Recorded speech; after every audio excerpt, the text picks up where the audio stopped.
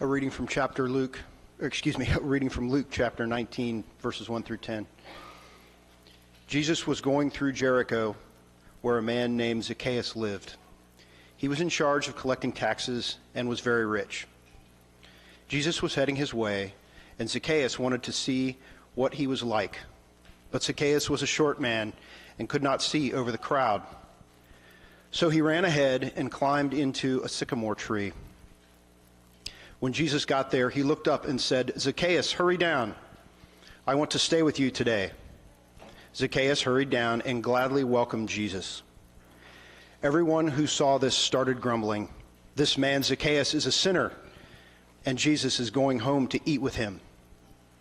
Later that day, Zacchaeus stood up and said to the Lord, "I will give half my property to the poor, and I will now pay back 4 times as much to everyone I have ever cheated."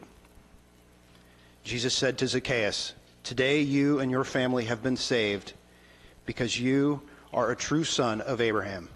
The Son of Man came to look for and to save people who are lost." This is a word of God for the people of God. Thank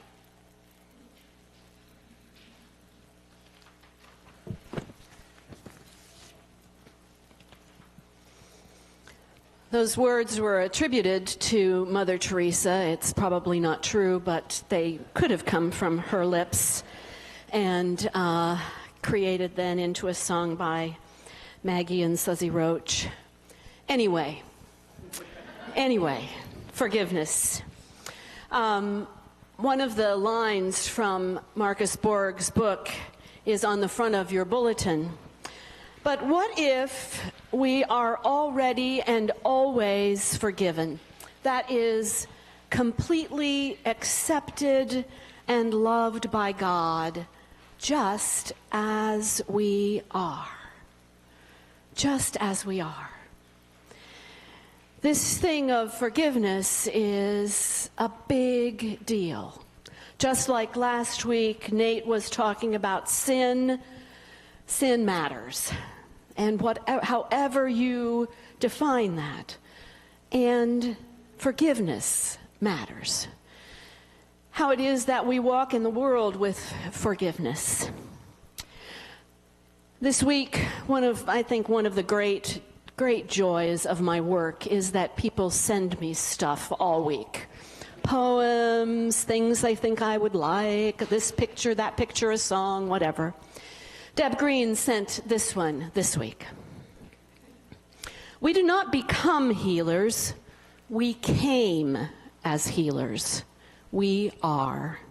Some of us are still catching up to what we are. We do not become storytellers. We came as carriers of story that we and our ancestors actually lived. We are. Some of us are still catching up to what we are. We do not become artists. We came as artists. We are. Some of us are just still catching up to what we are. We do not become writers, dancers, musicians, helpers, peacemakers. We came as such. We are. Some of us are still catching up to what we are. We do not learn to love in this sense. We came as love. We are love. Some of us are still catching up to who we truly are. It seems to me that forgiveness piece is tied up in a lot of this. What if we really claimed each and every day with every moment that we are love, that we came from love, that we came from this God that is forgiving and accepting us just as we are right now. We're just not who we're yet meant to be at some moments of our lives. So,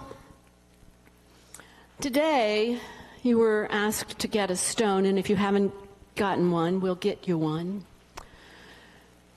This is a stone of forgiveness. This is a stone that's not those yet. You got to get one over there.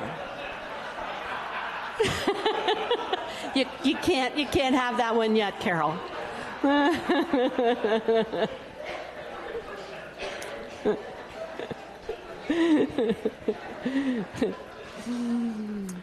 This stone represents those places where we're not quite there yet. We're not quite there yet. We're not quite embodying of love. We're not quite as forgiving as we hoped to be. And we are surrounded by people just the same. And so we are always carrying an outstretched hand of forgiveness and seeking forgiveness. So I invite you to look at this stone that you've chosen and to mentally, or even hold it close to your lips if you'd like, and to imbue it with where it is in your life you need forgiveness. From what? For whom?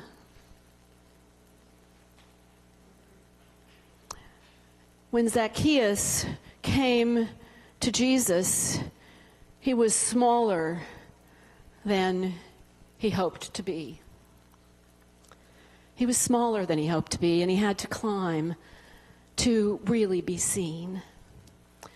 And today, we, like Zacchaeus, are offered that forgiveness. Jesus accepted him just as he was. Just as he was. He didn't have to do anything, even though he did. He did. But he didn't have to, because Jesus already accepted him. So, in that moment, Jesus remembered Zacchaeus, and Zacchaeus remembered Jesus.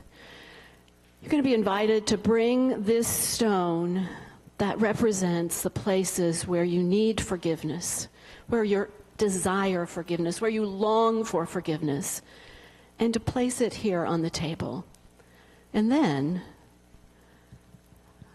from this pile, to choose a stone of forgiveness as a reminder that each and every day, not just during Lent, we carry that forgiveness with us on this path that we walk. So take it with you. Put it in your pocket. Put it someplace where you see it every day as a reminder that indeed God loves you just the way you are. So you're invited to come and to place this as an offering, and then to receive as we sing together, Jesus, remember me.